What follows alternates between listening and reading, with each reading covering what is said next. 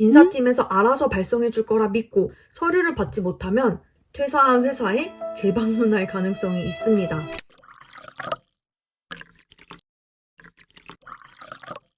안녕하세요. 거북이 재테크 리마입니다. 직장인 분들이라면 다들 가슴속에 사직서 하나를 품고 계실 것 같은데요. 저도 최근에 퇴사를 하면서 서류를 하나씩 준비해 보았습니다. 이렇게 서류를 준비하다 보니까 스스로 챙기지 않으면 경제적으로, 시간적으로 손해보기 쉽겠더라고요. 사실 입사할 때는 회사에서 잘 챙겨주잖아요. 정작 퇴사할 때가 오면 뭘 챙겨야 하는지 알려주는 사람이 한 명도 없더라고요. 이번 영상에서 퇴사 시 어떤 서류를 챙겨야 하는지, 퇴직연금은 어떻게 수령해야 하는지, 퇴사 전 준비해야 할 사항 5가지를 정리했으니까요. 퇴사 준비 혹은 꿈꾸고 있는 분들은 영상 끝까지 시청해주세요. 첫 번째, 경력증명서입니다. 경력증명서란 어떤 회사, 부서에서 일했는지와 직책, 맡은 업무 등이 기재된 서류입니다. 경력을 증명해주는 중요한 서류인데요. 이 서류는 이직하는 회사에 제출하거나 금융기관에 제출할 경우 필요한 서류이기 때문에 꼭 받아두어야 합니다. 이직 시 경력증명서 원본을 요청하는 회사가 많은데요.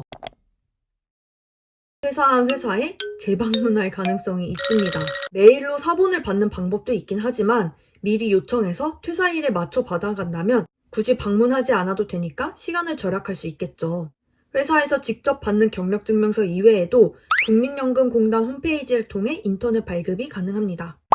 두 번째, 근로소득 원천징수 영수증입니다. 근로자가 노동이나 서비스에 대한 보상으로 수익이 발생한 내역이 영수증 형태로 발급되는 서류인데요. 이 서류는 이직하는 회사에서 연봉을 책정할 때, 연말정산을 할 때 정확한 계산을 위해 필요한 서류이기 때문에 꼭 미리 받아두어야 합니다.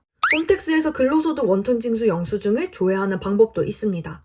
회사에서 발급하는 근로소득 원천징수가 소득을 증명하는 서류 역할을 합니다. 따라서 경력증명서와 함께 요청해 두시는 것을 추천드립니다. 이때 경력증명서 같은 경우에는 퇴사일에 받을 수 있지만 원천징수 영수증은 퇴사일까지의 급여를 받은 뒤 원천징수 영수증이 발급됩니다. 요청은 함께 해두되 발급되는 날짜가 다를 수 있는 점은 기억해 주세요.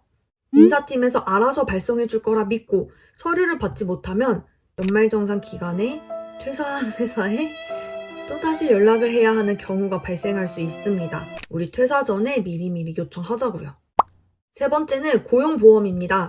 고용보험이란 4대 보험 중 하나로 재취업 촉진과 실업 예방을 위한 사회보험입니다. 고용보험은 중복가입이 되지 않는데요. 이직하는 회사가 있다면 보험이 가입되지 않고 실업급여를 신청할 경우에는 신청이 되지 않습니다. 퇴사 후 직전 직장에 고용보험이 상실되었는지 꼭 확인해야 합니다. 네 번째는 연차수당입니다. 연차 유급휴가수당의 줄임말인데요. 근로기준법에 의해 1년간 80% 이상 출근한 근로자는 15일의 유급휴가를, 1년 미만일 경우에는 1개월 개근 시 1일의 유급휴가를 받을 수 있는 제도입니다. 2022년 연차수당 지급 기준이 일부 변경되었는데요. 5인 이상 사업장의 공휴일 및 대체 공휴일이 근로기준법상 유급휴일화가 된 점입니다. 따라서 공휴일과 대체 공휴일에 근무하지 않아도 유급으로 휴일을 보장받을 수 있고 해당 날을 연차 휴가로 대체하는 것은 불가능합니다. 이때 연차수당 계산하는 방법은요. 1위 통상임금 곱하기 남은 연차 일수인데요.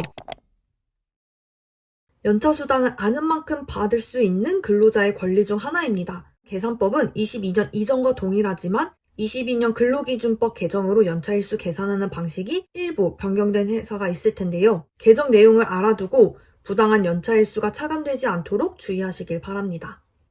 다섯 번째, 퇴직연금입니다. 회사가 아닌 은행 혹은 퇴직연금 운용기관에서 근로자의 퇴직금을 운용하고 일시금 혹은 연금으로 지급하는 제도인데요. 보통 DC형이나 DB형으로 가입이 되어 있고 퇴사 후에 퇴직연금을 수령하기 위해서는 개인형 퇴직연금 IRP 계좌를 개설해야 합니다. IRP 계좌를 회사에 전달했을 경우 퇴직연금 사업자, 즉 회사는 운용하던 상품을 전부 매도하여 현금화한 뒤 IRP 계좌로 이전해줍니다. 이때 운영하던 상품의 매도를 원하지 않는다면 현물 이전도 가능합니다. IRP 계좌로 들어온 퇴직금을 연금으로 수령할지 일시금으로 수령할지 선택을 할 수가 있는데요. 일시금으로 받을 경우에는 기타 소득세 16.5%가 부과됩니다. 물론 IRP 계좌를 통하지 않고서도 퇴직금을 지급받을 수 있는 예외가 존재하기는 합니다.